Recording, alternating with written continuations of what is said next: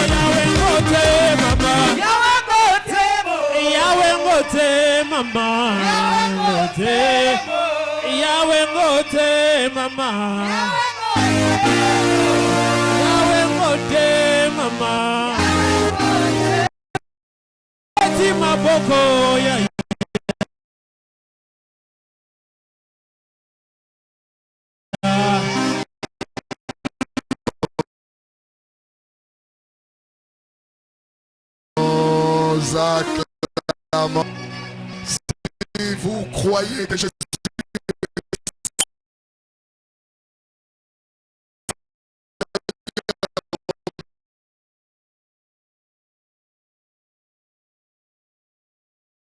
nous nous levons. Merci. Nous allons nous asseoir en acclamant Jésus-Christ de Nazareth.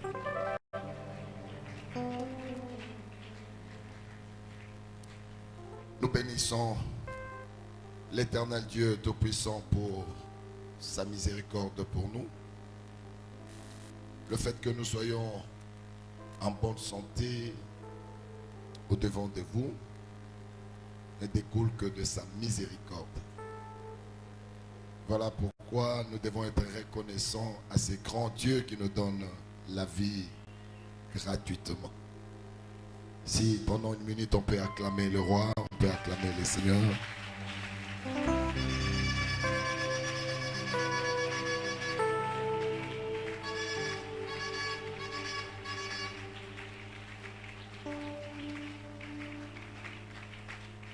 Pour ceux qui sont arrivés pour la première fois au milieu de nous, nous ne sommes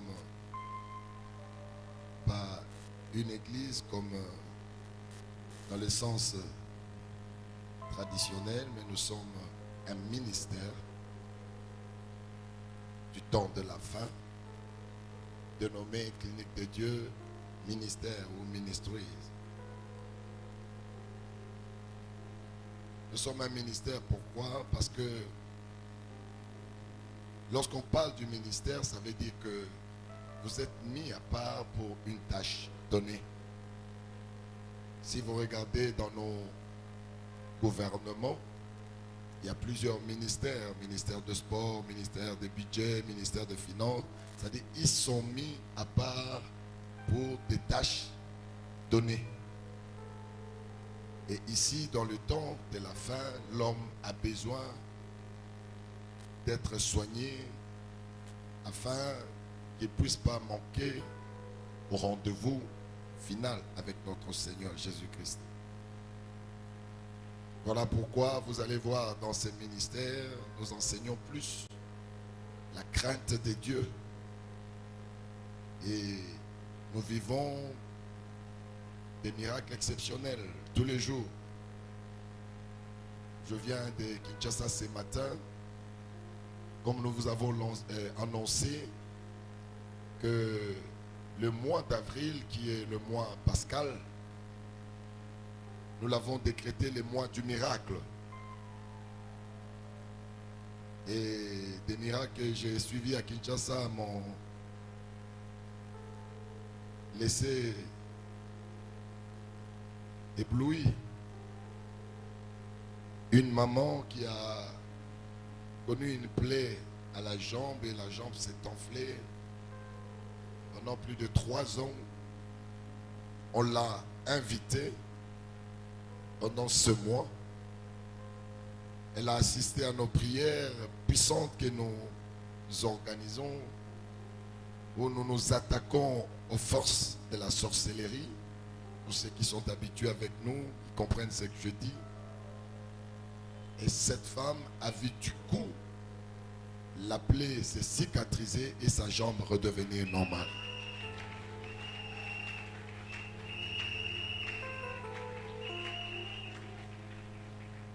Et il y a un couple qui a témoigné ce matin, pour ceux qui nous suivent dans les réseaux sociaux. La femme est arrivée à terme de sa grossesse. Ils vont dans un hôpital pour l'accouchement. Le médecin constate que l'enfant ne vit pas. L'enfant ne bouge plus. Ils se disent, bon, on ne sait pas te faire entrer dans la salle d'accouchement parce que nous avons constaté que l'enfant ne vit plus. Ils font passer la femme à l'échographie et l'échographie confirme que l'enfant est mort. La femme, ayant suivi les thèmes de ces mois et les enseignements de ces mois, elle dit non, je n'accepte pas, mon enfant vit. Les médecins disent non, tu peux tout dire, mais l'enfant est mort. Nous venons de constater que l'enfant est mort et l'échographie a confirmé. Voilà les résultats. La femme dit non. Si mon enfant est mort, puisque nous sommes dans la saison du miracle, les miens ressuscitera dans mon ventre. Les médecins décident de la renvoyer. Il dit, on a affaire à une folle. Nous sommes dans une science. L'échographie nous démontre que l'enfant est mort. Nous voyons que l'enfant est mort. Et toi, tu nous dis que l'enfant ressuscitera. Tu es dans les mois de miracle. Allez chercher votre hôpital de résurrection. Ils sortent avec son mari. Ils vont, pour ceux qui connaissent Kinshasa, ils vont dans un autre hôpital qui est plus grand. L'hôpital Saint-Joseph qui est à Limété. C'est un hôpital catholique. Ils arrivent là-bas avec les documents de transfert.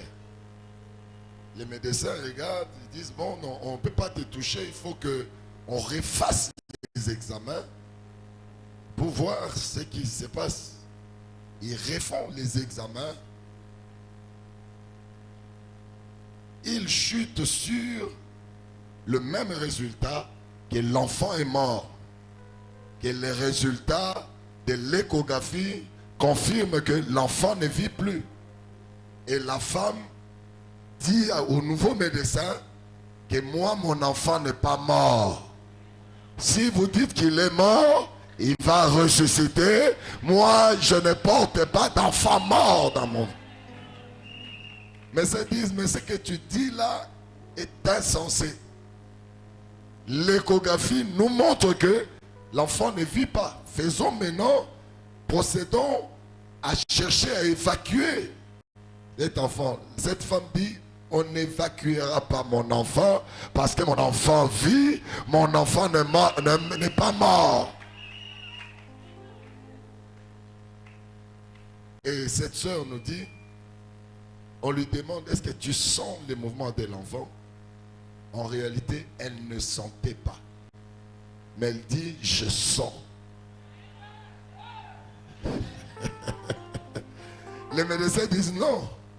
Ou soit nos machines, nos appareils sont défectueux et les appareils de l'hôpital, de l'autre hôpital d'où tu viens, sont également défectueux. Mais nous voyons ici les résultats éclairs et que l'enfant est mort. Elle dit non, mon enfant n'est pas mort, mon enfant bouge dans mon ventre. Aussitôt, pendant qu'elle déclarait cela, elle sent des douleurs. Elle dit, j'ai mal, je sens des douleurs. Faites-moi entrer dans la salle d'accouchement. Ils disent, non, madame. Il dit, non, faites-moi entrer. Non, madame. On la soulève, on voit la tête de l'enfant et l'enfant sort. L'enfant sort vivant. Je dis à quelqu'un, si tu as quelque chose que tu as perdu, tu le retrouveras ce soir.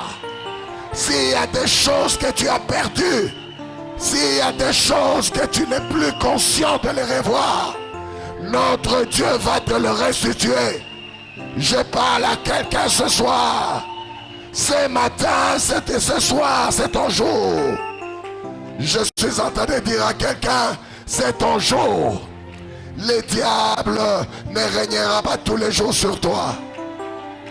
Le diable ne sera pas le maître de ton avenir toujours. Ce soir, je suis venu annoncer que c'est la soirée de ton miracle. Je parle à quelqu'un qui m'entend. C'est le jour de ton miracle. Quels que soient les résultats que tu as, quel que soit ce que les médecins ont dit, quel que soit ce que les tribunaux ont dit, je dis c'est la saison du miracle. Est-ce qu'il y a quelqu'un qui entend ce que je dis? Si tu entends, pousse un grand cri de joie. Pousse, pousse, pousse, pousse. Pousse un grand cri de joie. Encore, encore, encore.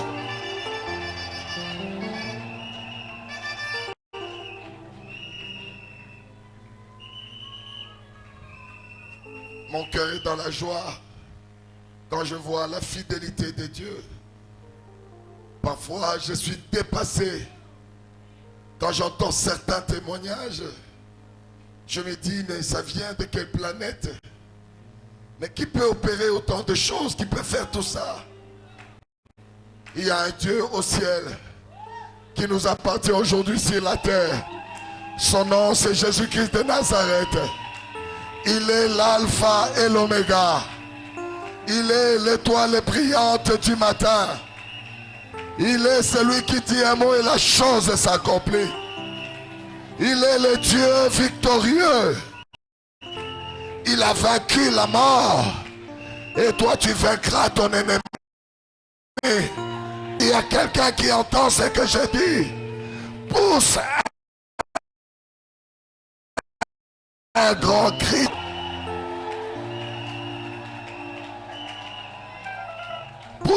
Pousse un grand cri de joie.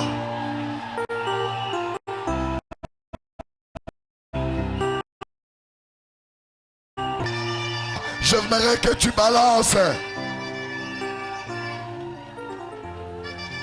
Rabbi, Rabbi, je t'aime, Rabbi. J'aime chanter pour Dieu. Il est bon. Il fait parfois des choses qui nous dépassent. Voilà pourquoi j'aimerais que tu balances ton mouchoir, ton foulard. Il est le roi des rois. Il est le Seigneur des seigneurs. Il est l'alpha et l'oméga.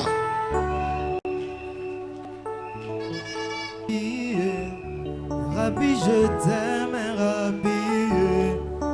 Rabbi, Rabbi. Rabbi, je t'aime, Rabbi. Qui peut pousser des cris de joie pour le Seigneur? Il m'a pas oublié.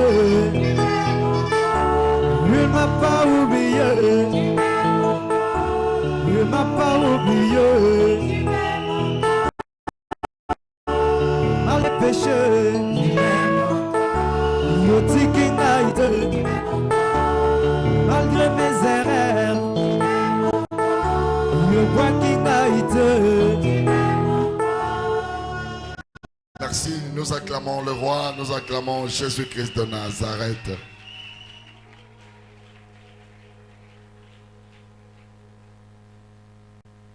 Pendant ces mois d'avril, nos enseignements vont tourner autour de retombées de la Pâque. Vous n'êtes pas sans ignorer que la Pâque, c'est la fête de la libération. C'est la fête de la victoire de la vie sur la mort. La Pâque, c'est le triomphe de Dieu sur Satan. Et lorsque les enfants d'Israël sont sortis d'Égypte, ils ont vaincu Pharaon et son armée. L'Éternel a commencé à organiser leur vie d'après l'esclavage d'Égypte. Voilà pourquoi aujourd'hui nous allons voir un thème qui est très profond, que nous allons continuer également la semaine prochaine, intitulé La révélation du temple et sa destruction. La révélation du temple, si vous voulez, et la destruction du temple. J'aimerais que vous soyez très attentionnés sur cet enseignement. Nous allons prendre nos Bibles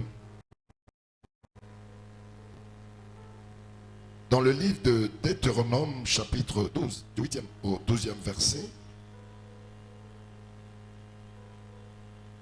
Et puis nous allons lire dans 2 Samuel, chapitre 7, du 1er au 13e verset.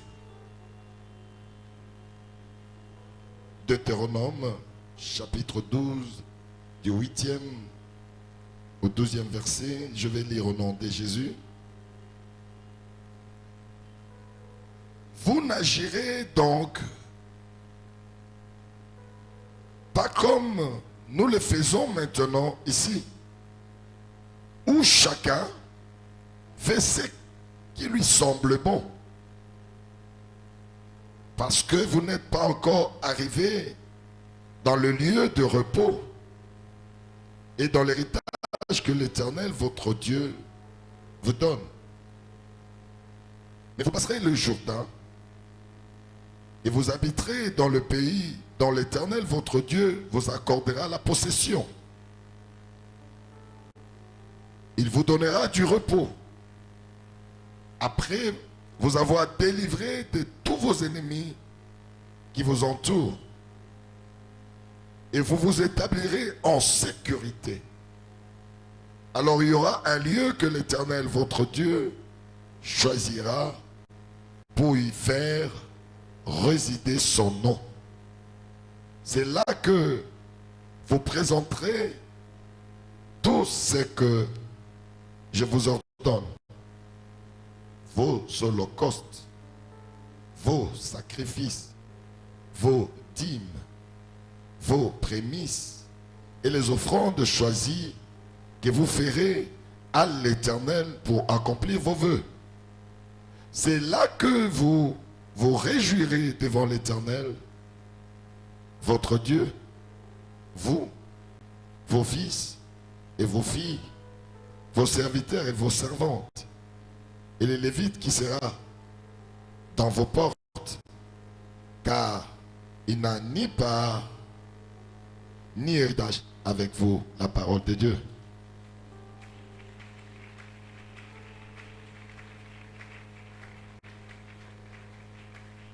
Nous allons lire dans 2 Samuel, chapitre 7, du 1er au 13e verset. 2 Samuel 7, du 1er au 13e verset. Lorsque le roi habita dans sa maison et que l'Éternel lui donnait du repos, après l'avoir délivré de tous les ennemis qui l'entouraient, il dit à Nathan le prophète, « Vois donc, j'habite dans une maison de cèdre, et l'arche de Dieu habite au milieu d'une tente. » Nathan répondit au roi, « Va, fais tout ce que tu as dans le cœur, car l'Éternel est avec toi. » La nuit suivante, la parole de l'Éternel fut adressée à Nathan. « Va dire à mon serviteur David, ainsi parle l'Éternel, est-ce toi qui me bâtirais une maison pour que j'en fasse ma demeure? Mais je n'ai point habité dans une maison depuis les jours où j'ai fait monter les enfants d'Israël hors d'Égypte jusqu'à ces jours. J'ai voyagé sous une tente et dans un tabernacle. Partout où j'ai marché avec tous les enfants d'Israël, ai-je dit un mot à l'une des tribus d'Israël à qui j'avais ordonné de paître mon peuple d'Israël? Ai-je dit de paître mon peuple? Et non. Ai-je dit pourquoi ne me bâtissez-vous pas une maison de cèdre? Maintenant tu diras à mon serviteur David, ainsi parle l'Éternel des armées, je t'ai pris au pâturage derrière le brebis pour que tu sois chef sur mon peuple, sur Israël. J'ai été avec toi partout où tu as marché. J'ai exterminé tous tes ennemis devant toi et j'ai rendu ton nom grand comme les noms des grands qui sont sur la terre. J'ai donné une demeure à mon peuple, à Israël, et je l'ai planté pour qu'il y soit fixé et ne soit plus agité, pour que les méchants ne l'oppriment plus comme auparavant. Et comme à l'époque où j'avais établi des juges sur mon peuple d'Israël, je t'ai accordé du repos en te délivrant de tous tes ennemis. Et l'Éternel t'annonce qu'il te créera une maison. Mais quand tes jours seront accomplis et que tu seras couché avec tes pères, je lèverai ta postérité avec toi, c'est lui qui sera sorti de tes entrailles, et j'affermirai son règne. Ce sera lui qui bâtira une maison à mon nom, et j'affermirai pour toujours les trônes de son royaume, la parole de Dieu. Acclamez, acclamez très fort la parole de Dieu. Acclamez, acclamez, poussez des grands cris de joie, parce que c'est la parole de Dieu. Il faudrait manifester la joie pour cette parole.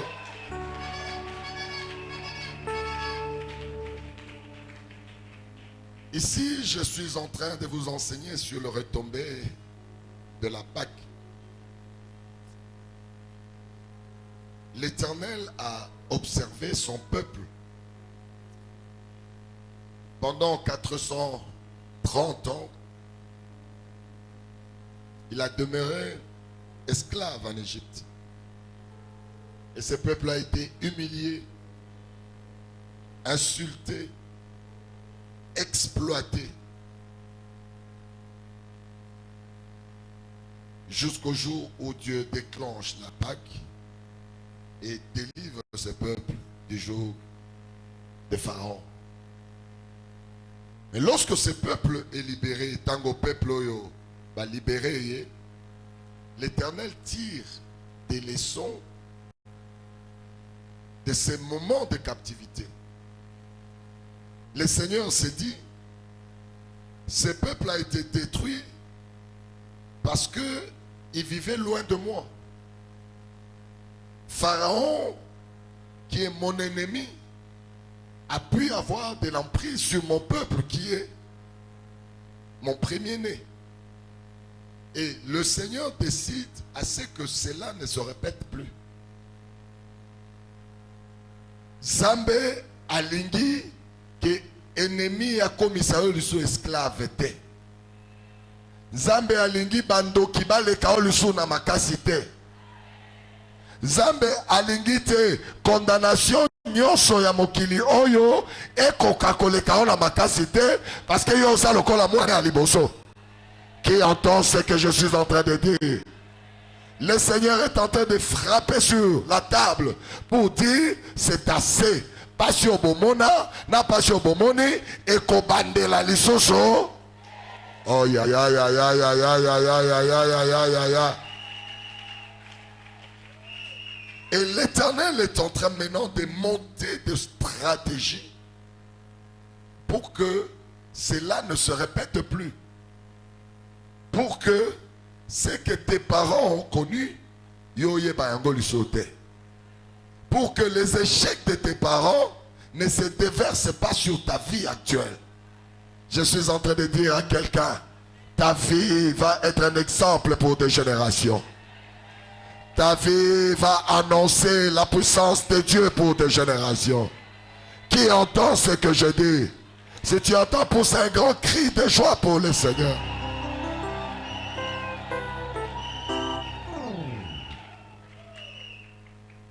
Et qu'est-ce que Dieu montre comme stratégie après la Pâque, après la victoire de la Pâque, la victoire de la libération? Dieu veut être au milieu de son peuple. Il veut qu'il soit le père pour ce peuple et que ce peuple soit fils pour lui. Et pour que cela soit possible, il faudrait que ce peuple l'amène au centre de leur vie. Voilà pourquoi Dieu a besoin d'un temple. Le temple, c'est quoi? Le temple, c'est un édifice qu'on a construit pour une divinité. Et cet édifice sert de demeure pour la divinité. Le temple est temple si Dieu demeure dans cet édifice. Le temple n'est pas temple parce que c'est un bâtiment, parce que c'est beau, parce qu'on a mis beaucoup d'argent. Non. Le temple étant pour Dieu, les temples et temples quand Dieu demeure dedans. Et c'est l'ombre de choses à venir.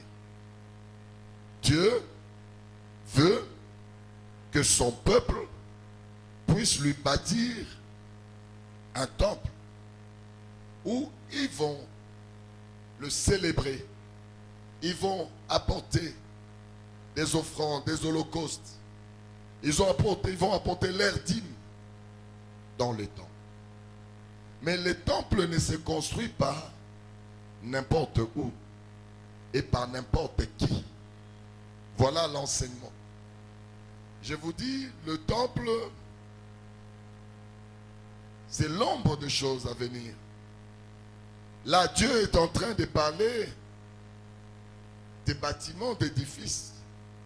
Mais lorsque nous allons évoluer avec cet enseignement, vous allez comprendre le vrai temple sur lequel Dieu est en train de tabler, c'est l'homme. Et que c'est l'homme qui est le vrai temple de Dieu. Et que Dieu voudrait que chaque homme puisse amener Dieu en lui pour que Dieu demeure afin que l'homme devienne invincible.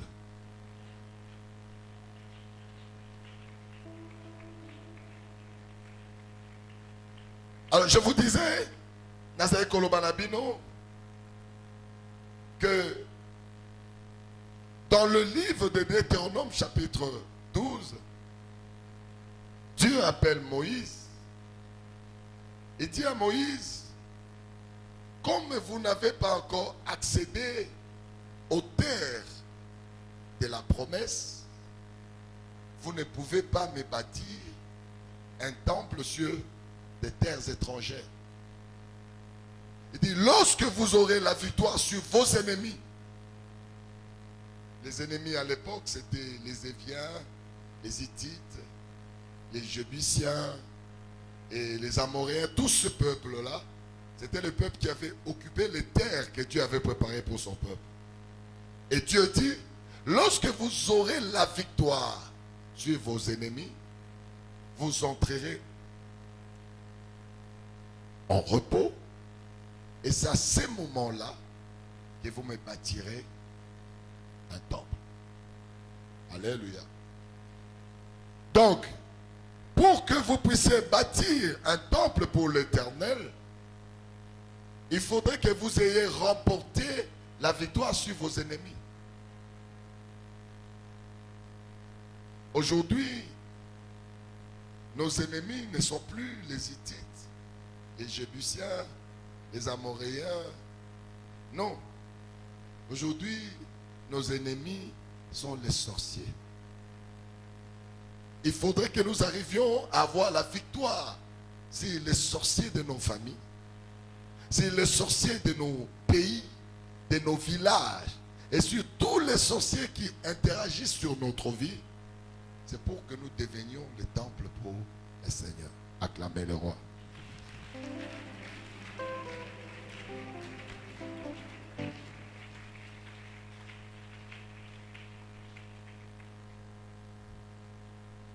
Dieu fait sortir son peuple d'Égypte, de la captivité des pharaons, et il les conduit directement dans le désert. Pourquoi Dieu n'a pas conduit le peuple directement dans le pays de la promesse, mais il les fait passer d'abord par le désert? Parce que le désert, c'est l'école qui permet à l'homme de connaître Dieu. Beaucoup de gens n'aiment pas le désert. Voilà pourquoi ils ne sont pas très profonds avec Dieu. Le désert, c'est l'endroit par excellence où vous n'avez aucun secours d'homme, mais votre vie ne dépend que du ciel. Vous avez des grains, Mais vous n'arrivez pas à reproduire parce que c'est le désert. Vous avez besoin de l'ombrage, mais il n'y a pas d'arbre pour vous apporter de l'ombre.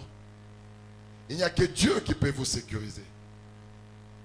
Et l'école du désert, c'est l'école où l'homme, quand il a un problème, il se tourne vers Dieu et le ciel lui donne la réponse.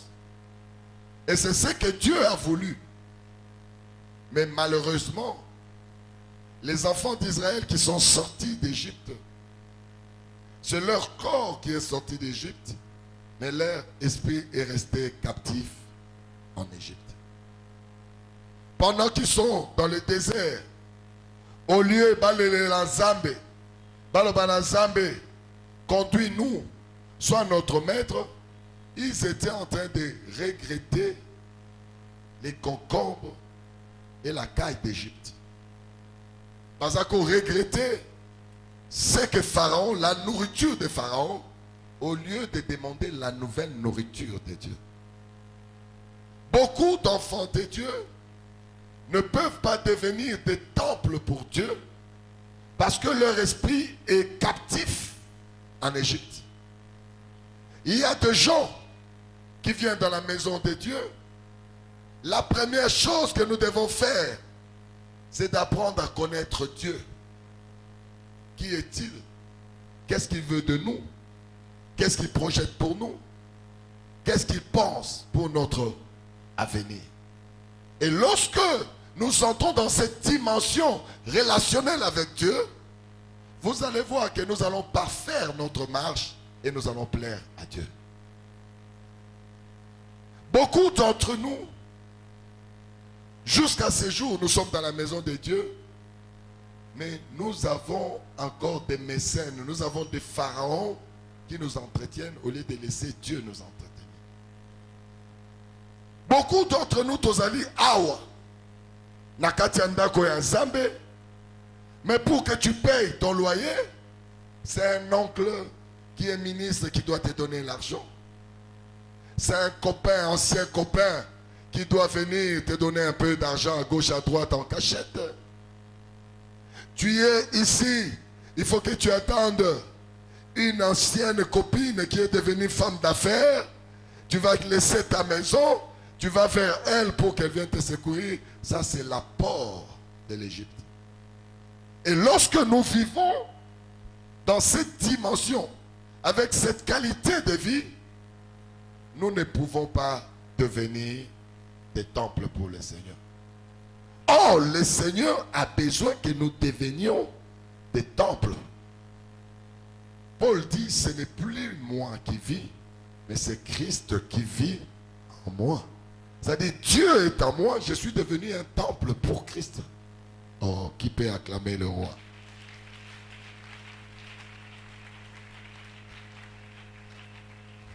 L'enseignement sur le temple nous pousse à apprendre à dépendre exclusivement de Dieu. Moto alingite Zambe asala bikamo na kati na ye comme un instrument, il y a expression, il y a puissance, il y a Zambe. Il faut dépendre à 100% de Dieu. Et beaucoup de gens ne sont pas prêts. Ndenge tozali awa. Il y en a qui vont même chez les féticheurs. Il y en a quand ils tombent malades, ils recourent aux fétiches. Ah, on parle de Sibiti. On dit comment Sibiti?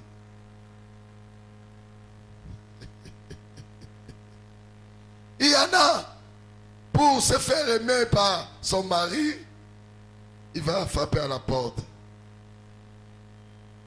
des sorciers et des féticheurs. Il est difficile que nous devenions des temples pour l'Éternel. Il est difficile que nous puissions bâtir le temple où Dieu viendra vivre en nous. Yango Moni, lorsque vous venez dans la maison de Dieu, ça risque de choquer certaines personnes. Avant de demander à Dieu l'enfant, le mariage, l'argent, l'élévation au travail, ainsi de suite, il faudrait d'abord rechercher la plénitude de Dieu en vous. Parce que la Bible nous dit, cherchez premièrement le royaume des cieux et toute chose vous sera donnée par ailleurs. Ça dit, nous mettons le chariot avant le bœuf. Nous cherchons mariage, nous cherchons voiture, nous cherchons maison, nous cherchons l'argent pour chercher Dieu plus tard. Ça ne marche pas avec Dieu. Nous devons commencer par chercher Dieu. Banaliser les restes. Et lorsque vous aurez laissé toutes ces choses, Dieu va vous les donner par-dessus tout.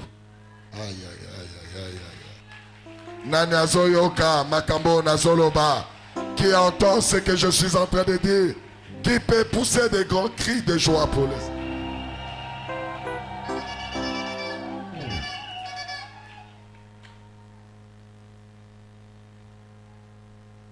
Pourquoi, moi qui vous enseigne, j'ai réussi dans mon ministère et j'ai réussi dans la vie sur terre? Parce que j'étais à l'école du sacrificateur. Mes parents spirituels, des tristes de mémoire, ont fait un travail spirituel que l'université ne peut pas faire. Ils m'ont montré Dieu. Ils m'ont montré la crainte de Dieu. Et ils m'ont montré que Dieu doit occuper la première place avant toute autre chose.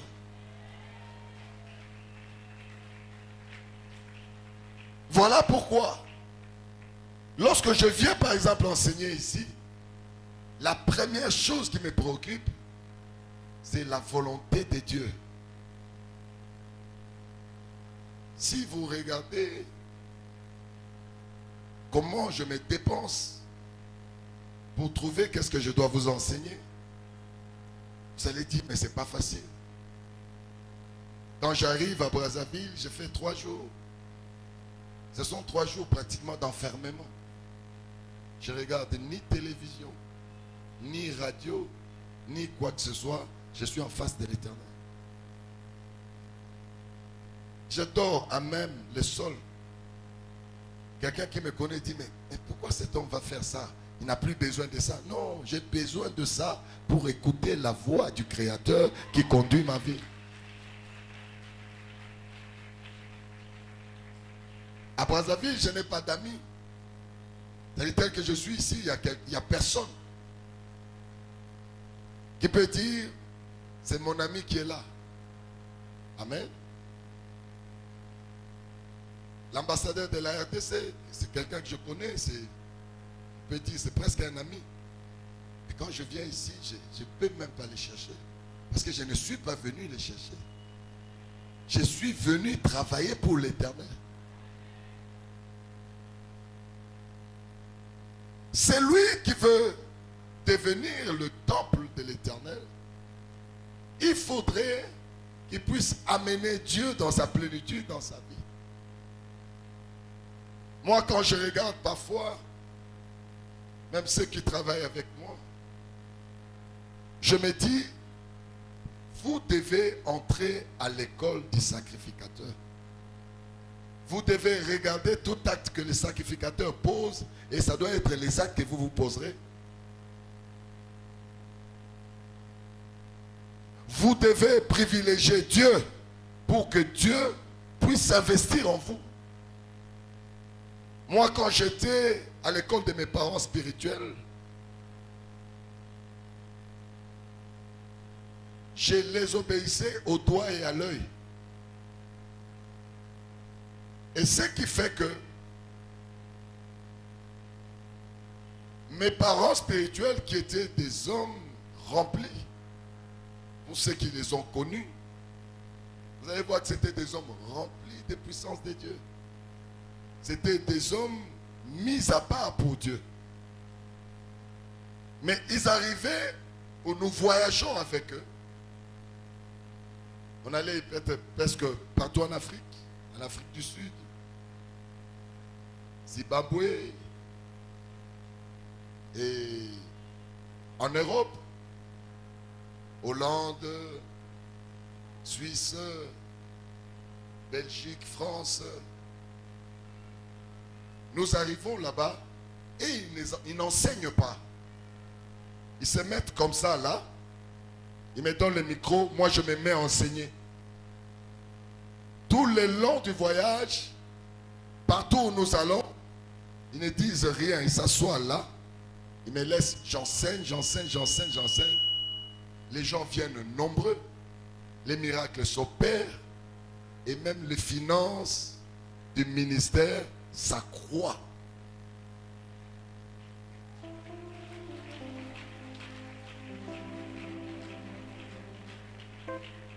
C'est ce que j'étais en train d'enseigner ce matin à Kinshasa. J'étais en train de leur dire, vous avez construit au travers des enseignements que je vous ai donnés des villas, vous avez acheté je ne sais pas quoi, des bateaux, ainsi de suite. Maintenant, je n'ai plus besoin de ça. J'ai besoin des gens qui marchent maintenant pour le Seigneur, qui gagnent les âmes, qui entrent, qui vont démystifier les forteresses du diable, qui vont changer les lois des familles. J'ai besoin maintenant de cela. Je vous ai montré la parole de Dieu. Vous êtes devenus des riches. Quand vous venez à Kinshasa, vous les trouvez, ils sont prospères. Mais ce n'est pas ça ma préoccupation. Ce que je veux, je voudrais que je croise le main, que j'entre au repos, que je vois les enfants qui sortent de mes entrailles en train d'enseigner comme moi, en train de prier pour les malades comme moi, en train d'avoir des résultats pour le temple pour moi. C'est ce que je suis en train de demander ici à Brazzaville. Vous viendrez, vous me direz, j'étais au chômage, le Seigneur m'a donné du travail, j'étais locataire, j'ai construit une maison, c'est très bien. Mais maintenant, je voudrais que vous deveniez de temple pour le Seigneur. Mes parents spirituels m'étonnaient parfois. Une fois, on amène une femme qui est venue de Pointe-Noire, sa fille doit être ici. Et il y en a beaucoup qui la connaissent. Maman Opina, comment elle s'appelle encore? Lucie. Alléluia. Entre la vie et la mort. Ils traversent Pointe-Noire, Brazzaville et ils viennent à Kinshasa. Ils vont à la résidence de mes parents spirituels avec cette femme entre la vie et la mort sur une civière. Ma mère regarde, il dit ces cas-là, amenez-les chez mon fils Israël. Moi j'étais à la 9e rue, on leur a apporté un malade. Au lieu qu'elle prie sur la patiente, ils disent allez voir mon fils Israël. Lorsqu'ils arrivent, le même jour où je prie, elle sort de cette maladie jusqu'à aujourd'hui. Devenir de temple pour l'Éternel. Un jour, je suis à la maison, on m'appelle, il y a une maman d'origine camerounaise, mais qui est américaine, qui vient avec son fils qui s'appelait Christian. Ce fils est fou. Il est frappé par la folie. On a essayé de le soigner aux États-Unis sans succès. Ils prennent l'avion, ils viennent dans la maison de ma mère spirituelle. Ma mère regarde et dit, ces cas-là, amenez-les chez Papa Israël. On m'amène ces garçons fous. On me dit, la médecine la plus élevée n'a pas pu les soigner, mais ils viennent maintenant pour que tu la prennes et tu les prennes en charge. Je prends en charge ces garçons, délivrance. Au bout de 30 jours, il reprend ses facultés, il est guéri et il rentre. Devenez des temples. C'est cela qui est plus important après la sortie d'Égypte. Dieu veut que nous devenions des temples. Un jour, il y a une caissière des écoles Béré de Kinshasa là-bas. Son mari est professeur d'université. Ils se sont querellés à la maison. La femme, par jalousie, elle a pris une lame de rasoir Il est allé tailler les parties intimes de l'homme. C'était grave. On a amené l'homme en urgence, les médecins se sont battus et puis ils l'ont sorti d'affaire. Et l'homme dit, c'est fini, cette femme est une sorcière. C'est fini, je ne veux plus. Ils vont chez ma mère spirituelle là-bas. Elle dit, elle essaye de dire à monsieur le professeur de répondre. Sa femme, elle dit, non, non, non, non, non, plus jamais. Cette histoire-là est finie. Cette femme, en réalité, elle m'a tué. Alléluia. Ma mère dit, bon, je suis fatigué de vous, allez chez Israël. Et ils sont venus chez moi. Je veux des enfants qui sont les temples de l'Éternel.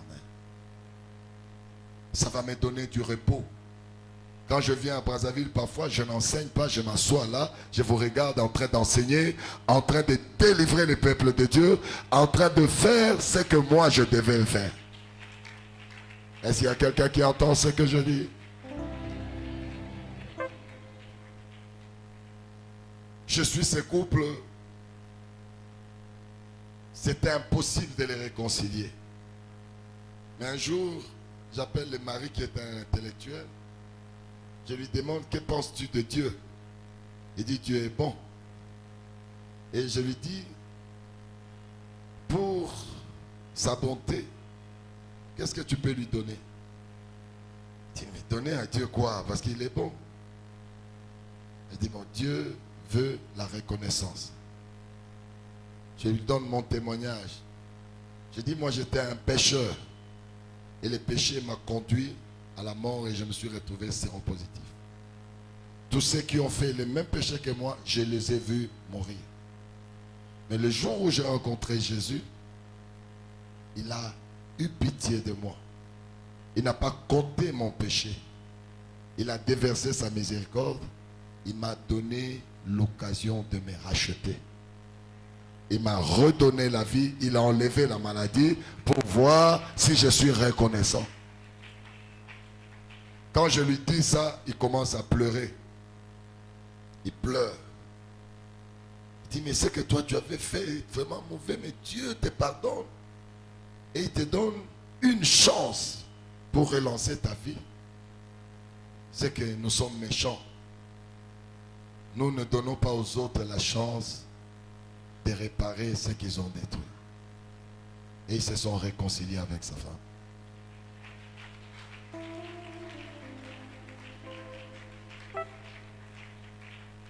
Je vous donne ces exemples pour vous dire qu'il y a un prix à payer pour devenir le temple de Dieu. Dieu n'accepte pas n'importe qui pour bâtir son temple. C'est ce que nous avons vu dans le livre de 2 Samuel, chapitre 7. David est devenu roi. Il s'est souvenu de tout ce que Dieu a fait de lui. Il a construit son palais royal. Il a regardé la qualité, le luxe qu'il a mis dans ses palais. Et il se souvient que Dieu n'a pas de demeure. Il se souvient que Dieu avait dit, lorsque je vais vous donner la victoire sur vos ennemis et que vous serez entrés en repos, c'est à ce moment-là que vous allez me construire un temple. Et David va parler avec un prophète qui s'appelait Nathan. Il dit à Nathan, pourquoi je ne pourrais pas construire un temple pour Dieu? Nathan, en tant qu'homme, il dit, mais tu as raison, construis le temple, le Seigneur est avec toi, il a démontré. Alléluia.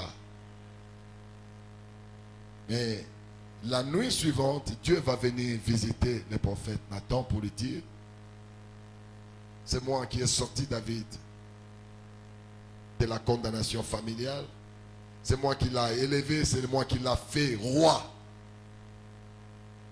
Mais lui, il ne pourra jamais construire un temple pour moi. Parce qu'il était un guerrier. Il a le sang entre ses mains. Qu'est-ce que ça veut dire? C'est une grande leçon. Nous ne pouvons pas bâtir le temple de Dieu tant que nous vivons dans le péché. Tant que nous ne sommes pas repentis, nous ne pouvons pas être de temple pour l'Éternel. David avait la bonne volonté, mais le sang sur ses mains ne permettait pas à Dieu de l'accepter comme bâtisseur de temple. Alléluia. Et Dieu va lui dire, c'est plutôt un de tes fils que j'aurais choisi qui va bâtir le temple pour moi. Et Dieu va choisir Salomon. Dis Salomon. Dis Salomon. Salomon. Salomon. Lorsque Dieu choisit Salomon, il met la sagesse en lui. Salomon avait une telle sagesse que des rois étrangers se déplaçaient vers lui. La Bible dit même la reine de Saba a quitté l'Éthiopie pour venir contempler la sagesse de Salomon. Dieu s'était investi en lui. Et c'est ainsi que Salomon va construire le premier temple pour Dieu. Acclamez les Seigneurs.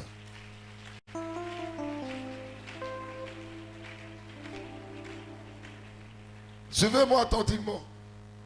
Les premiers temples construits par Salomon, selon les historiens, c'est 480 ans après la sortie d'Égypte.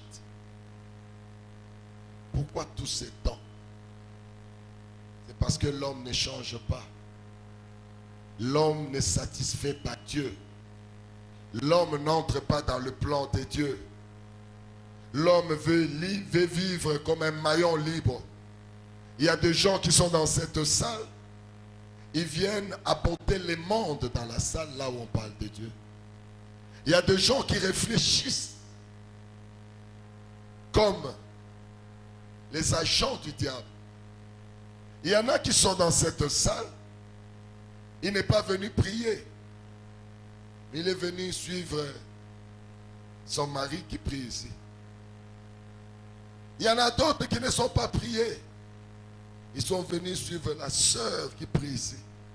Comme elle prie là, vous le voyez, cravate, costume, mais ses yeux sont là. Ça veut dire que vous êtes en train de faire les chemins opposés à ce que Dieu a tracé. Lorsque vous venez dans la maison de Dieu, ne venez pas avec la mondanité. Ne venez pas pour vous concurrencer. Je voudrais montrer à celui-là que je suis là. Je voudrais montrer que je peux aussi faire ceci. Je voudrais montrer. Et voilà pourquoi 480 ans après, les temples n'étaient pas toujours construits. Il n'y a pas encore des hommes mis à part par Dieu pour l'évangélisation. Il n'y en a pas parce que nous sommes trop charnels. Il y en a qui regardent. Celui-là, je le connais. Dans notre quartier, il était rien. Mais pourquoi ici, on lui donne la modération? Moi aussi, je vais devenir modérateur. Ça, c'est un mauvais chemin. On ne vient pas concurrencer les autres, on vient chercher Dieu. On ne vient pas rivaliser les autres, on vient chercher Dieu. Et je dis toujours aux gens, si vous venez marcher selon la chair et vous venez mettre votre offrande dans ces paniers-là, je suis sincère avec vous, vous jetez. Je suis honnête avec vous, jetez. C'est-à-dire cette offrande n'aura aucune influence divine dans ta vie. Les gens vont t'acclamer, ils vont voir que tu as mis l'offrande. Ça peut être grand ou comment, mais ça n'aura aucun impact sur ta vie.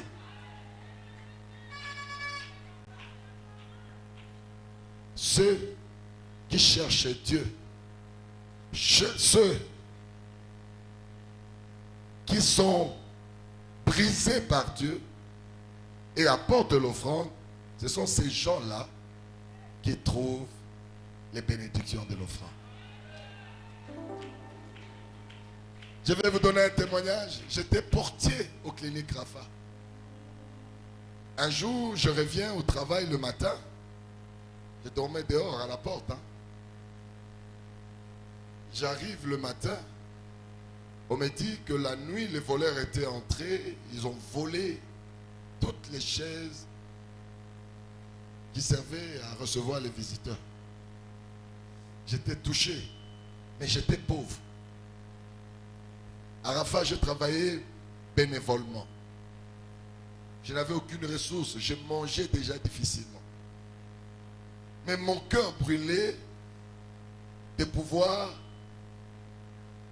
m'impliquer dans ce que le diable a essayé de prendre à Dieu. Je suis venu, j'ai convaincu ma femme. J'ai dit à ma femme, on a volé des chaises là-bas. Mais nous, à cette époque, dans notre salon, on avait 2 chaises en plastique. Des chaises comme ça, en plastique bleu. 2. Une pour moi, une pour ma femme. Et on n'avait pas d'enfant, on était dans la stérilité. Alléluia. J'ai convaincu ma femme, j'ai dit, prenons nos 2 chaises, donnons à Dieu. Certes, ce n'était pas grand-chose. Mais pour Dieu, c'était quelque chose d'incommensurable. J'ai apporté ces chaises. Vous savez comment on passait nos journées à la maison? Ma femme prenait le mortier, elle retournait le mortier et moi je m'asseyais là-dessus. Et elle prenait le seau, elle retournait le seau et s'asseyait sur le seau. Ce n'est pas pendant un jour ou 2 jours, pendant très longtemps, parce qu'on n'avait même pas l'argent pour remplacer les chaises qu'on avait données Dieu. Mais aujourd'hui, je vous parle. Si tu viens chez moi, tu vas trouver que chaque année, je renouvelle les mobiliers de ma maison. Je ne fais pas 2 ans, 3 ans avec les mobiliers. Et si vous regardez les mobiliers que j'ai, même les ministres de chez moi n'ont pas ça. Et quand je renouvelle, je donne aux gens. Quand je sors les mobiliers de ma maison, je cherche qui Dieu va me pousser. Je dis, prends. Et le Seigneur me rappelle toujours, je fais cela. Ce n'est pas toi qui le fais. Je fais cela parce que tu m'avais donné une offrande de grande valeur. Quand vous apportez à Dieu, ne l'apportez pas pour qu'on vous acclame. N'apportez pas pour que les gens sachent que vous avez apporté. N'impressionnez pas les gens, parce que celui qui paye dans le temple, c'est le Dieu invisible. Ce n'est pas les gens qui te regardent, c'est le Dieu invisible qui paye.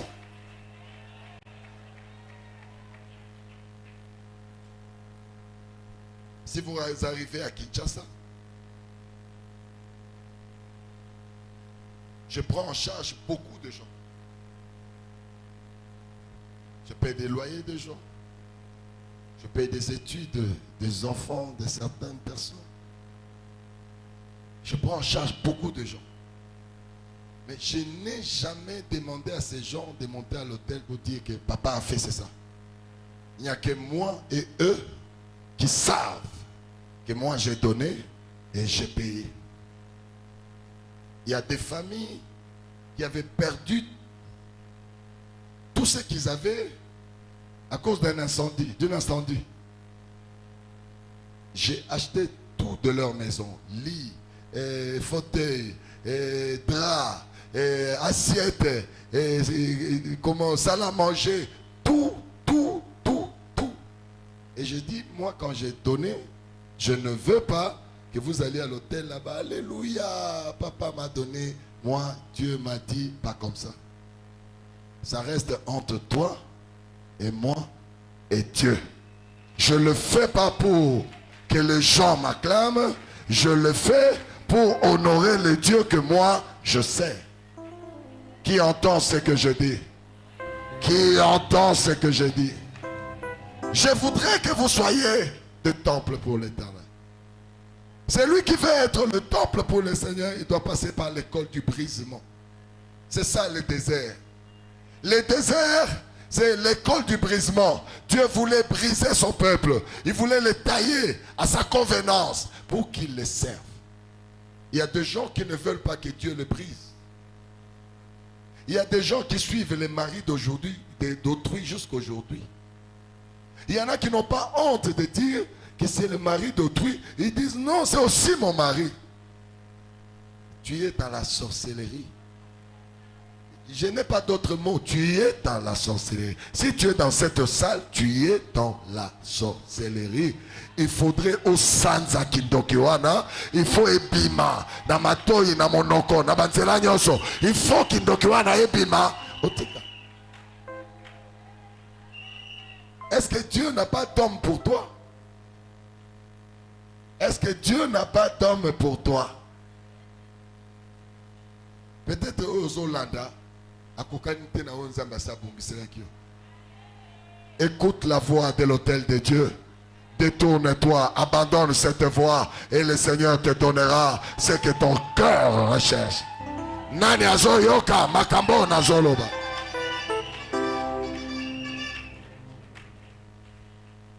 Moi je préfère encore que quelqu'un dise c'est par accident, je ne savais pas qu'il était marié.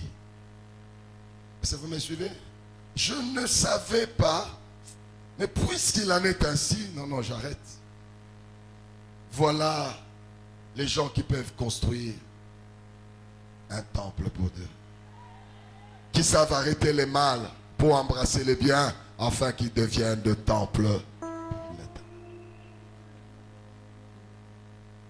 C'est le diable qui est téméraire.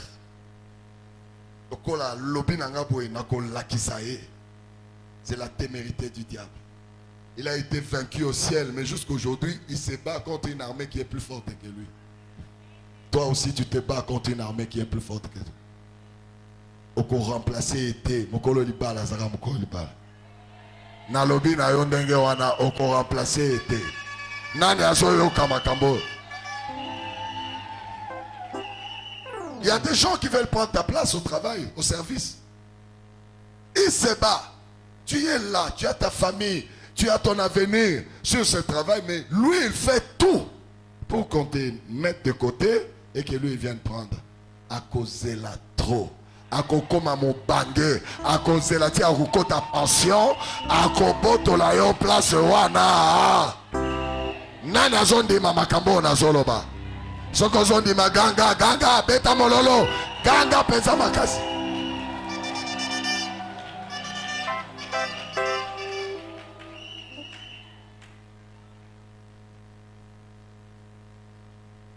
Dieu refuse à David, qui est l'homme selon son cœur, de lui bâtir les temples à cause du sang. Quelqu'un que tu haïs, la Bible dit, tu l'as tué. Combien d'entre nous ici haïssent les autres?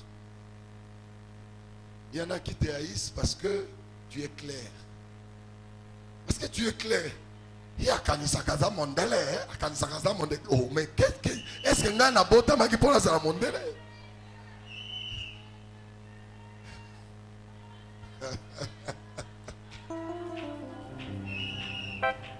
Il y en a qui te haïssent parce que tu sais bien fermer ton pagne. Quand tu as mis ton pain là, tu marches, hein? Il y a non, c'est parce que ton pain te va bien.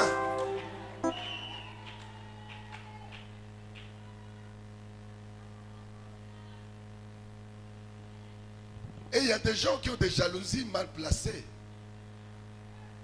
Tu viens avec ton mari. Peut-être toi, la femme, tu es plus grande que le mari. Il va la te coquiter. T'as la moitié mon laï, mon bali, mon cousin. Et t'as li au wapi. Yo, et t'as li au.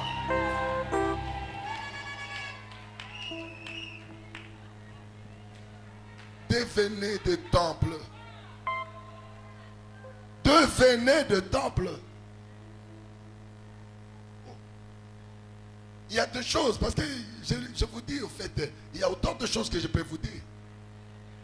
Il y a des gens spécialistes qui sont là, en train de regarder les autres. Moi, si Ango Penza Bongi n'a été, c'est quoi Abongi na nani? Yebisanga Abongi, Ndoki. Ndoki okozika moto awa. Awa okozika moto. Nalobi na yo okozika.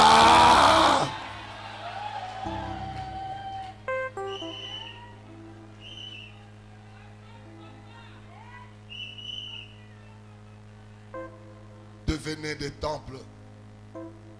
Les temples est un lieu sanctifié. Parce que le temple est préparé à recevoir Dieu qui est 3 fois saint. Vivez dans la sanctification pour devenir des temples pour l'Éternel. Il y a certaines choses qui ne valent rien. Mais vous y accrochez.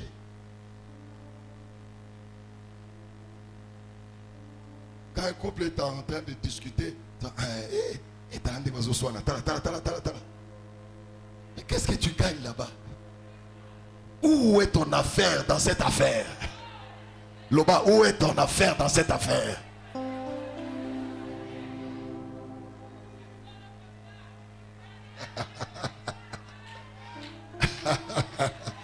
Devenez le temple. Dis à ton voisin, à ta voisine, deviens le temple de l'Éternel.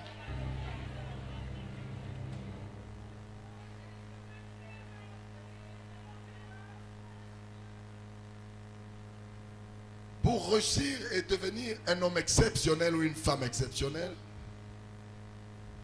vous avez besoin que votre corps devienne la demeure de l'Éternel. Et moi, j'ai vu ces choses.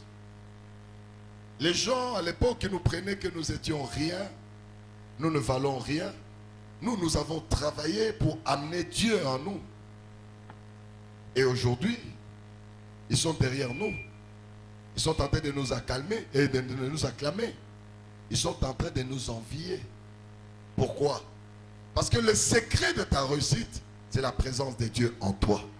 C'est devenir un temple pour l'Éternel. Que personne ne te décourage.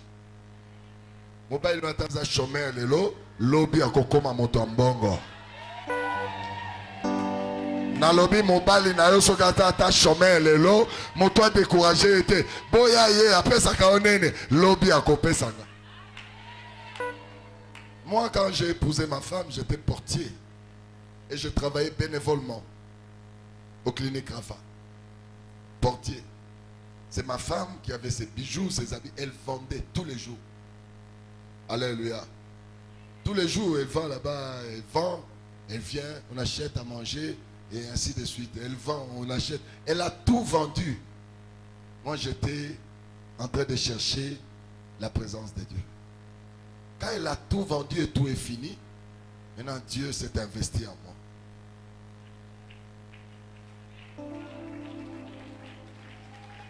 Aujourd'hui, ce n'est plus ma femme qui vend ses bijoux, qui vend ses talons et ses habits, non.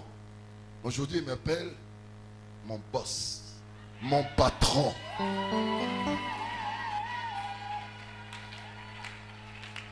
Vous voyez comment vous amenez vos dossiers, vous voyez comment vous amenez vos dossiers dans des ministères là-bas, parfois pour faire des demandes d'offres et ainsi de suite. Ma femme, quand elle se lève le matin, elle dit, mon boss, j'ai besoin de vacances. Moi, j'ai dit, c'est signé et acté.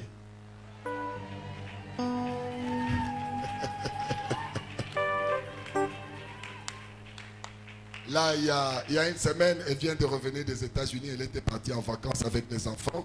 Et elle a dit, mais boss, il faut que j'aille à New York. Moi, j'ai dit, ok, j'ai signé. Elle est bitchée. Elle est fait sortir les montants et puis elle peut partir.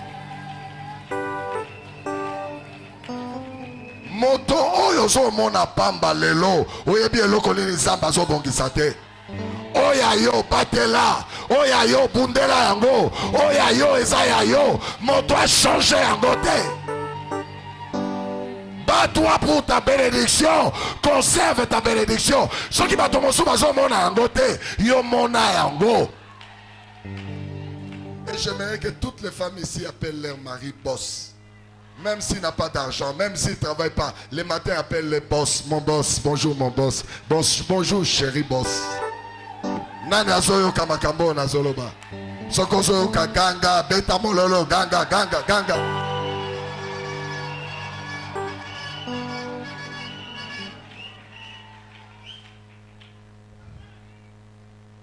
Mais l'objectif du diable, c'est la destruction du temple.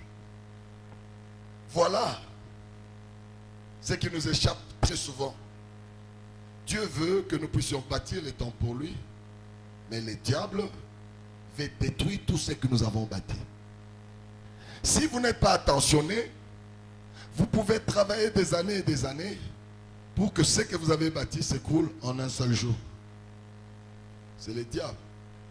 Voilà pourquoi à partir de la semaine prochaine, je vais vous enseigner sur les stratégies du diable pour détruire le temple.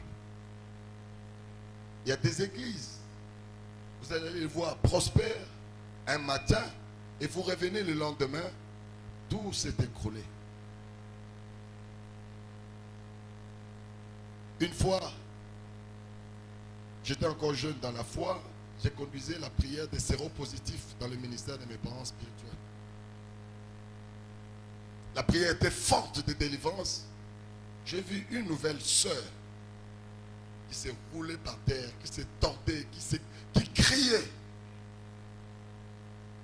Donc elle était électrocutée par la puissance de l'Esprit de Dieu. À la fin, comme elle était nouvelle, je l'ai appelée. J'ai dit, tu viens d'où? Tu es qui? Elle tremblotait. Elle était étonnée que je l'appelle. C'était le Saint-Esprit. Elle me dit, je suis dans la sorcellerie. Comme ça, gratuitement, tu es dans la sorcellerie. Qu'est-ce que te fait dire que tu es dans la sorcellerie? Mais dit, pasteur, c'est vrai, je suis dans la sorcellerie. Dit, je priais dans une église. Vous savez qu'on est à Kinshasa, à Lingwala. Il y a un jeune pasteur qui avait une église prospère. Et elle est venue comme nécessiteux. Le pasteur a eu compassion. Et il a laissé la fille commencer à dormir à l'église. Elle était toujours serviable, elle faisait tout, elle balayait, elle faisait tout. Les sorciers viennent avec des gentillesses. Faites attention aux gens qui se précipitent avec beaucoup de gentillesse avec vous. Faites attention avec les gens qui viennent vous donner de l'argent que vous n'avez pas demandé. Faites attention aux gens qui viennent prendre la première place alors qu'ils viennent d'arriver. Faites attention. La sorcellerie. Il dit, pendant que je faisais tout ça, je lavais les toilettes. Et le pasteur était touché. Finalement, elle a fait de moi la caissière de l'église. Comme elle dormait là, le pasteur habitait dans la même parcelle que l'église. C'est-à-dire que la maison du pasteur était là et puis la cour, c'était l'église. Elle a commencé à habiter, elle était la femme du pasteur, elle lavait les habits, les enfants, ainsi de suite. Un jour, la femme du pasteur est partie, accompagner les enfants à l'école. Elle est sortie nue devant le pasteur. Et le pasteur est tombé avec elle. Et c'était devenu une habitude à l'insu de tout le monde. Un jour, comme elle avait commencé à prendre de la place, de l'ampleur dans l'église. C'est ça les sorciers. Ils sont comme la levure. Quand vous le mettez dans la pâte, commence petit et puis ils prennent de l'ampleur. C'est comme même les gens qui viennent prendre ta place dans ton foyer. Ils viennent petits et puis commencent à se mesurer à toi. Ce sont des sorciers. Et cette sœur est devenue influente dans l'église. Un jour, elle convoque une réunion à l'insu du pasteur. Tout le monde, les anciens, les diacres, tout ça, c'est elle qui convoque. Et le pasteur arrive et trouve tout le monde. Mais qu'est-ce que vous faites là? Non, c'est la sœur Mamita. Oh, Mamita. Le pasteur se place et le pasteur n'a plus d'autorité sur elle. Lorsque les sorciers vous prennent en otage, vous perdez l'autorité. Vous devez le savoir. Vous allez voir, et pose des actes et tu es impuissant. C'est la sorcellerie. Lobakindo kinyoso ebima. Molimo akindoke. Bima na ndako naga. Bima na mwasi naga. Bima na mobali naga. Bima na bana naga. Bima na mosala naga.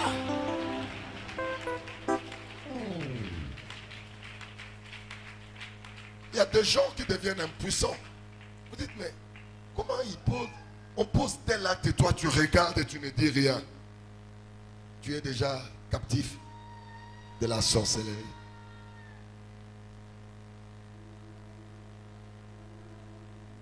Cette sœur commandée maintenant. Alléluia. Alléluia. Le pasteur arrive, il trouve une réunion que lui n'a pas demandé. Et la sœur s'élève. Je vous ai appelé ici, c'est pour faire la repentance en public. Le pasteur que vous voyez ici, elle tombe avec moi depuis. Quand la maman part, nous restons ici. Il y a des confessions sorcellériques. Il ne fait pas la confession pour se réconcilier avec Dieu, mais il fait la confession pour détruire ce qui a été bâti. Le pasteur crie, mais tu m'as tué. L'église est détruite. Les diacres, les chantres, tout le monde est parti. Et la sœur part. Une semaine après, le pasteur fait une crise et il meurt. Ne jouez pas avec les sorciers qui vous pénètrent et qui vous infiltrent. Je vais vous enseigner beaucoup de choses sur la destruction du temple. Aujourd'hui, j'étais en train de vous montrer qu'est-ce qu'était le temple. Et cette soeur, quand elle est venue, l'esprit n'a pas permis qu'elle puisse s'enraciner dans cette intercession. L'Esprit de Dieu l'a dévoilé avant le temps. Les sorciers, il faut les dévoiler avant qu'ils puissent prendre possession. Voilà pourquoi tous les sorciers qui sont dans cette salle, je vous frappe des maladies incurables. Je dis, je vous frappe des maladies incurables.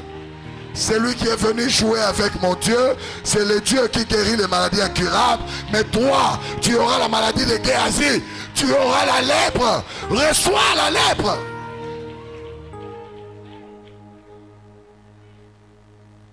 Elle a confessé. J'ai envoyé les gens vérifier si cette église était vraie. On est allé vérifier et l'église était vraie et le pasteur était réellement mort. Devenez le temple de Dieu, vous allez vous épargner de beaucoup de choses. Le diable ne te dira jamais ce qu'il est venu faire auprès de toi. Il te montrera les roses, mais il cachera les épines. Mais il arrivera des moments où les épines vont prendre de l'ampleur plus que des roses. Tu n'auras pas la possibilité de mettre ta main sur les roses, mais tu n'auras que des épines sur tes mains. C'est ça le diable.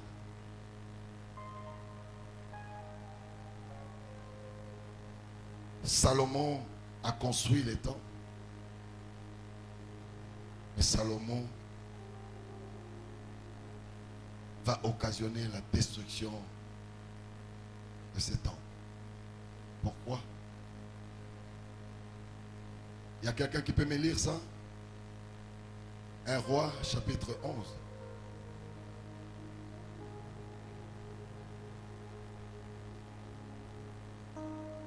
Commencez à partir du premier verset, même jusqu'au 3e, au 4e seulement.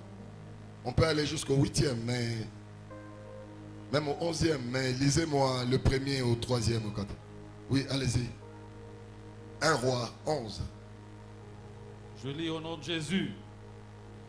Le roi Salomon aima beaucoup des femmes étrangères, outre la fille de Pharaon, des Moabites, des Ammonites, des Édomites, des Sidoniennes et des Hésiennes. Apparemment aux nations dont l'Éternel avait dit aux enfants d'Israël, vous n'irez point chez elles, et elles ne viendront point chez vous. Elles tourneraient certainement vos cœurs du côté de leur Dieu. Ce fut à ces nations que s'attacha Salomon, entraîné par l'amour. Il y eut 700 princesses pour femmes. Écoutez le nombre de femmes de Pharaon. Il eut combien? 700 princesses pour femmes et 300 concubines. Et ces femmes détournaient son cœur. À l'époque de la vieillesse de Salomon, ces femmes inclinèrent son cœur vers d'autres dieux, et son cœur ne fut point tout entier à l'Éternel, son Dieu, comme l'avait été le cœur de David son père. Salomon alla après Astarté, divinité des Sidoniennes, et après Milcom, l'abomination des Ammonites. Tu peux t'arrêter là. Amen. Est-ce qu'il y a quelqu'un qui peut acclamer la parole de Dieu? Lorsque vous avez opté de suivre Dieu, sachez que les diables montent des stratégies pour détruire ce que vous avez construit à l'honneur de l'Éternel. Salomon, qui est le choix de Dieu sur le trône de David, Salomon va être un roi débauché. Il va avoir 700 femmes, 300 concubines. Et chaque femme a un travail pour incliner le cœur de Salomon vers son Dieu. C'est ce que beaucoup de gens ne savent pas. À chaque fois que vous vous lancez dans le débauche, vous adorez des dieux étrangers. On dit Salomon a adoré les dieux d'Astarté, les dieux de Jézabel.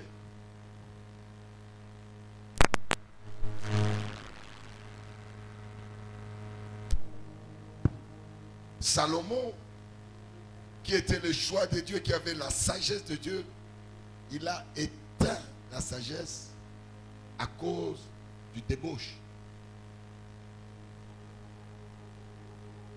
Si un homme vient vers toi, sa première proposition c'est le débauche, renvoie-le. Il n'est pas à toi. Même s'il te donne de l'or et de l'argent, je vais vous enseigner sur l'esprit des mammons, les dieux de l'or et les dieux de l'argent. Dans ces enseignements sur l'autel, sur les stratégies du diable, vous allez découvrir beaucoup de choses. Salomon a commencé à adorer des dieux étrangers. Pourquoi? Ces femmes sont en train d'attirer son cœur vers leur Dieu. Une femme qui vient dans ta vie, elle va te pousser à détourner de l'argent. Elle va te pousser à l'entretenir. Elle va te pousser à mentir. À chaque fois que tu reviendras en retard chez toi, tu vas mentir. Il y a des hommes qui viennent avec de l'huile de moteur sur les habits. Non, j'ai eu une panne. Toute le main avec l'huile de moteur, là, il dit, mais chérie, j'ai eu une panne, je ne sais pas comment m'en sortir. Mais la voiture roule, me dit, mais je me suis quand même débrouillé alors qu'il n'est pas un mécanicien. Et il y a des maris comme ça qui mettent les codes d'accès à leur téléphone. S'il sort et qu'il a oublié de verrouiller le téléphone, il est malade, il faut que je rentre. Sinon on va découvrir ce qui est dans son téléphone. L'homme et la femme sont une seule personne. Vous ne devez pas avoir des barrières. Le téléphone de ton mari, c'est le téléphone de ta femme. Ne dis pas, qu'est-ce que tu cherches là-bas? Mais qu'est-ce que tu caches là-bas?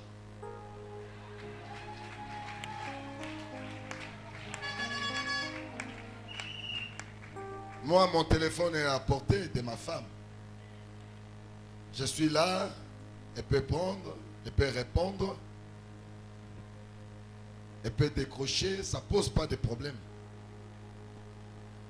Mais pourquoi ça doit poser des problèmes si on veut t'aider à décrocher ton téléphone? C'est parce qu'il y a des choses que tu caches.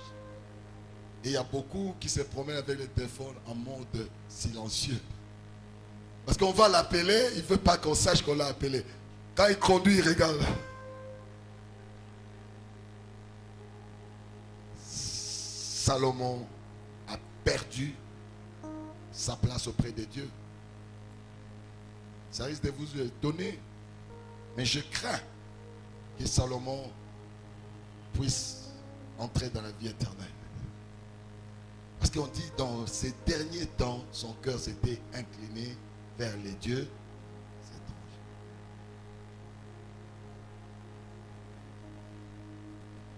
J'aimerais ce soir que nous puissions faire une grande déclaration à l'Éternel, que nous voulons être son temple. Nous voulons disposer de notre corps, de notre esprit pour l'Éternel.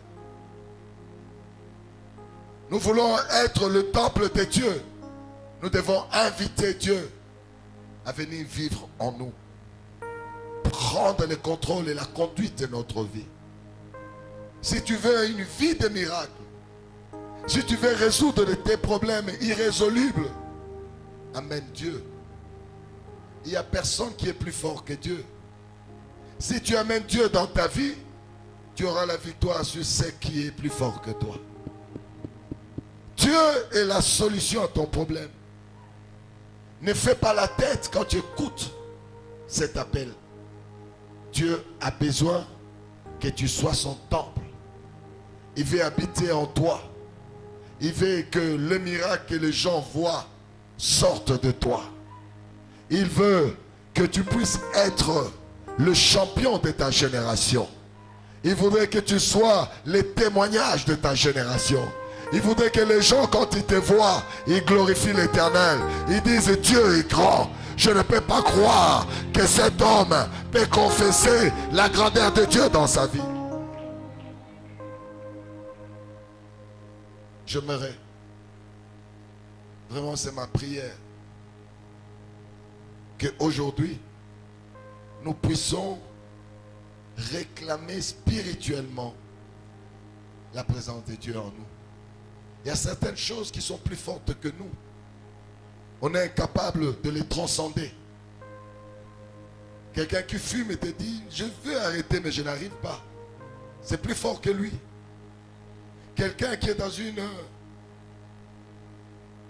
relation illégitime, il dit, je veux arrêter mais je suis impuissant pour arrêter. Quelqu'un qui vit dans le mensonge, il dit, je veux arrêter le mensonge, mais je suis incapable. Je voudrais vous dire, la source de la force et de la puissance, c'est Dieu. Lorsque nous nous soumettons à lui, il nous aide. Il nous donne la force que nous n'avons pas. Il nous secoue. Voilà pourquoi David l'appelait l'Éternel est mon secours. Il nous secourt même quand on n'a aucune force. Qui veut que Dieu les secoue ce soir? Qui veut prendre une décision pour sa vie ce soir? Je suis en train de demander qui veut prendre la décision pour sa vie? Qui veut que Jésus devienne son Seigneur, que Jésus devienne le maître de sa vie? qui veut appeler Jésus dans son cœur. Ce matin, c'est une adoration particulière. C'est une adoration de connexion. C'est une adoration pour que nous puissions devenir des temples de l'Éternel. Devenir les temples de l'Éternel veut dire acquérir la puissance de Dieu, acquérir le vertu de Dieu. J'aimerais que ce soir soit une soirée inoubliable pour chacun de nous. Je dis toujours aux gens, vous avez des problèmes, mais moi j'ai un Dieu qui résout les problèmes.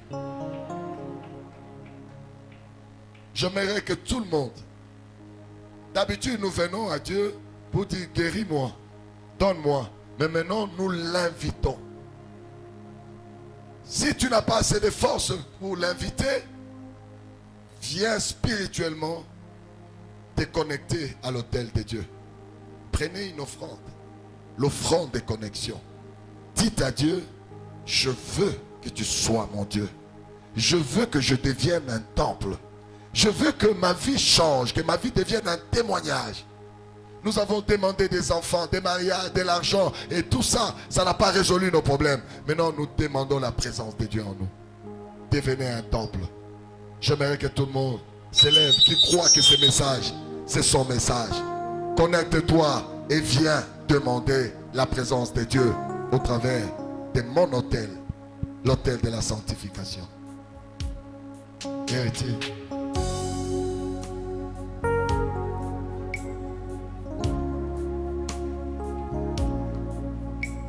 Ne marche pas seulement, demande. Tu connais tes faiblesses. Tu connais là où tu te limites. Tu sais que tu n'abandonnes jamais le mensonge. Tu n'abandonnes jamais l'impudicité. Tu n'abandonnes jamais les querelles. Dis à l'Éternel, je viens demander ton secours par mon offrande. Je veux que cette offrande soit un point de contact avec toi. Les gens au fond là-bas, venez au milieu, comme ça laissez les autres sortir par là.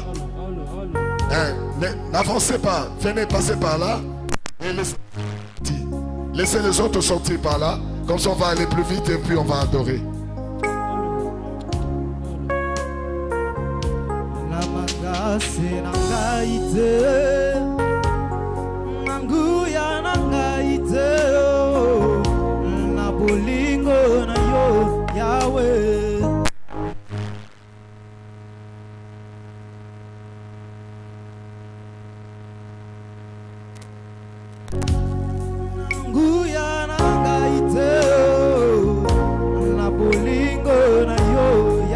Parle à l'Éternel. Ne marche pas seulement, parle à l'Éternel.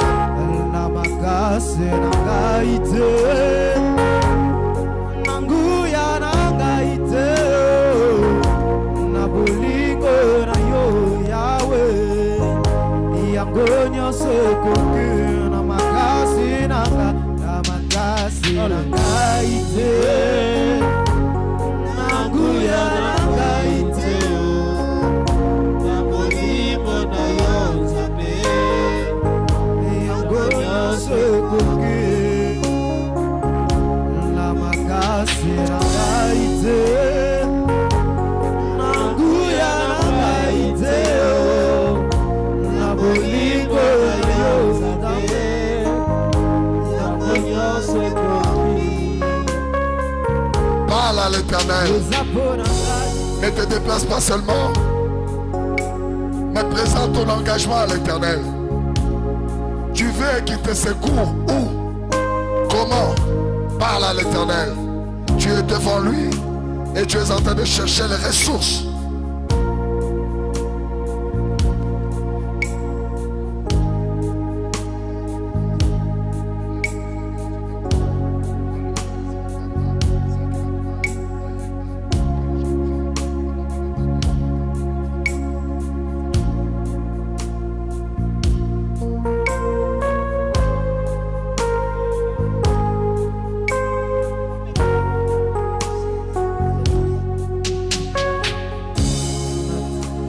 pas triste, demande le secours de l'Éternel. Ne sois pas triste, demande le secours de l'Éternel.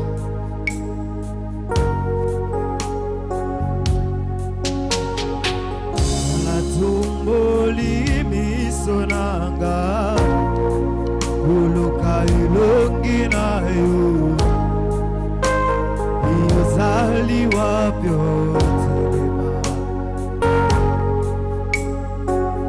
mapate komi olili nidi komelinga yozali wapyo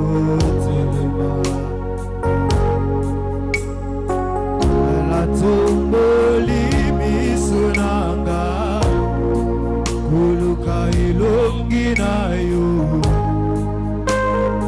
uzali wapyo teleba mapate komi molili nije komelika yo uzali wapyo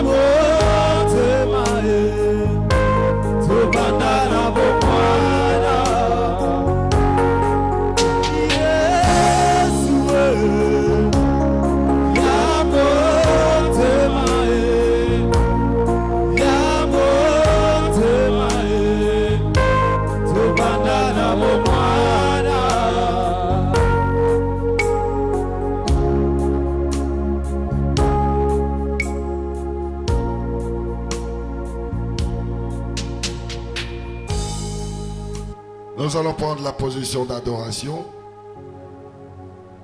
Pendant que les dernières personnes arrivent, venez rapidement, on n'a pas assez de temps, nous allons adorer l'Éternel. Après cet enseignement, j'aimerais qu'on se tourne notre regard à Dieu. Que l'on puisse l'adorer pour ce qu'il nous apporte comme connaissance nouvelle. On va adorer l'Éternel.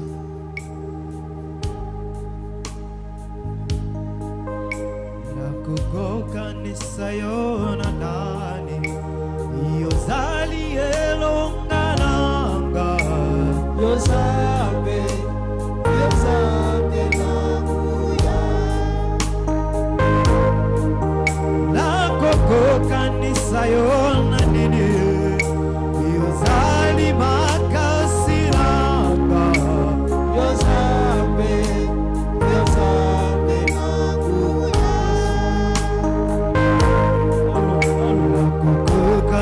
Sayona nani yozali hello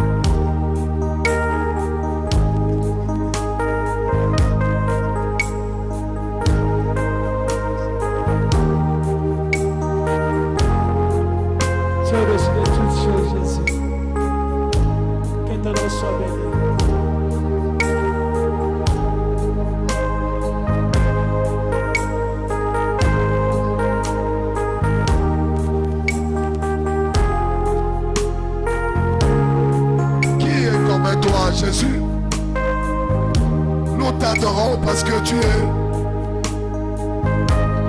le Dieu de Dieu. Tu veux être notre Père et tu veux habiter au milieu de nous. Tu veux que nous soyons ton temple, ta demeure. Voilà pourquoi nous tournons notre regard vers toi. Nous venons demander ta présence. Aide-nous, Éternel, à devenir ce temple que tu cherches.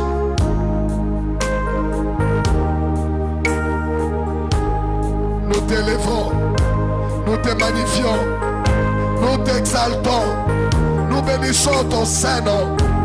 Tu es Dieu et tu resteras Dieu à jamais. Les cieux des cieux t'appartiennent.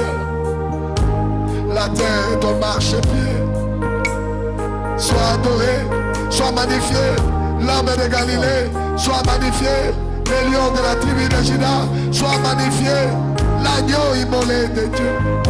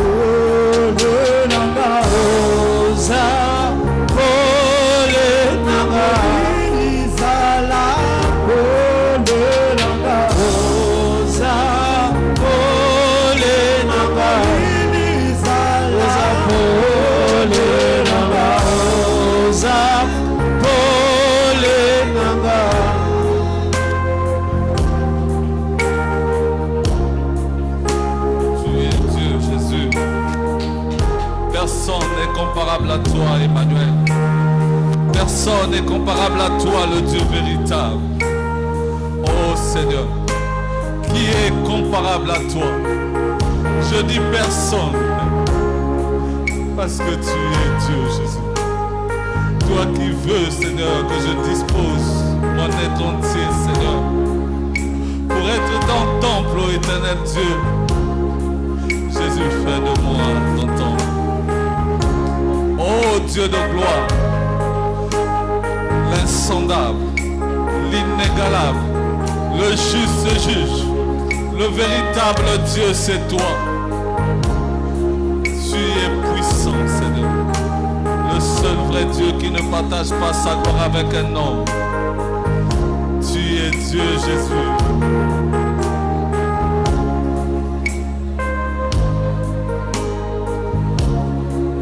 Merci éternel Dieu. Nous acclamons le roi. Nous acclamons très fort l'agneau immolé de Dieu.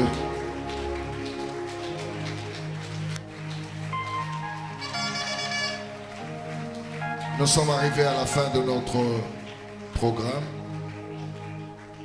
Demain, nous allons avoir des grandes prières de délivrance. Beaucoup d'entre nous sommes encore sous l'emprise des forces de la sorcellerie familiale. Pendant que nous venons à Dieu, ces forces nous gèrent et ces forces nous commandent. C'est ce que nous avons vu avec les enfants d'Israël. Ils sont sortis d'Égypte, mais leur esprit était sous les dictats de Pharaon. Ils réclamaient encore la nourriture de Pharaon. Beaucoup d'entre nous, nous sommes dans la maison de Dieu. Ça fait des années que nous prions. Mais parfois, les péchés nous gèrent encore.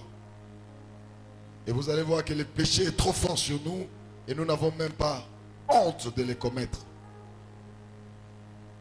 Les enfants de Dieu doivent ressembler à leur maître. Et si notre vie ne ressemble pas au maître, c'est que nous avons un autre maître qui est caché. Et c'est cela le travail souterrain de la sorcellerie. Elle nous manipule, elle nous dirige, elle nous oriente et elle nous impose. Il faudrait que nous ayons des moyens de rivaliser avec ces forces invisibles. Il faudrait que nous puissions arriver à faire taire ces forces dans notre vie afin que nous puissions dépendre totalement de Dieu.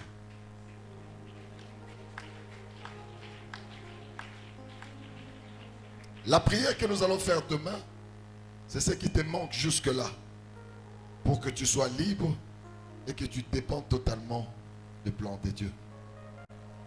Dieu a tous les atouts pour changer ta vie, mais parce que nous ne l'appartenons pas, et il ne peut rien faire.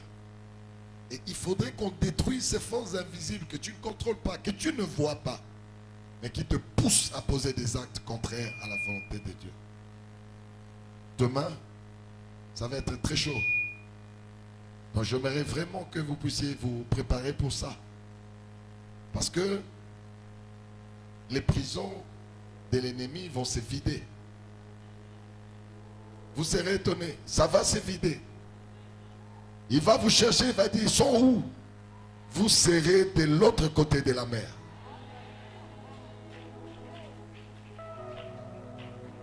Il y a des voies invisibles que Dieu va ouvrir pour chacun de vous.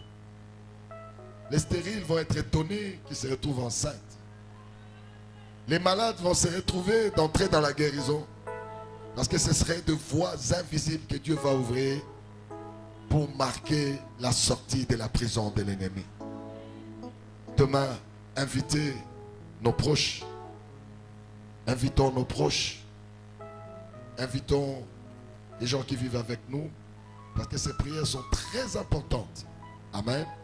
Nous allons nous lever et nous allons faire la prière de clôture. Merci Jésus. Merci Jésus. Merci Jésus. Merci Jésus. Merci Jésus. Alléluia. Alléluia. Nous t'élevons. Nous t'élevons. Nous t'élevons. Alléluia. Le roi de rois. Jésus est roi. Et roi de rois. Alléluia. Les rois de rois. Jésus est roi. Les rois des rois. Alléluia. Éternel, nous te bénissons. Te disons merci pour ces moments d'adoration et de célébration. Nous te disons merci parce que tu nous veux meilleur dans notre génération, meilleur au devant de nos ennemis, meilleur devant l'adversité. Et pour que nous puissions être meilleurs, il faudrait que nous soyons ton temple. Aide-nous, Éternel, à le devenir. Aide-nous à donner nos cœurs à toi. Je te recommande ton peuple, que chacun soit recouvert par ton sang, qu'il soit loin des dévoreurs et que sur son chemin qu'il n'y ait point de bêtes féroces. Dans le nom de Jésus, nous avons prié et disons Amen. Soyez bénis, soyez bénis, soyez bénis.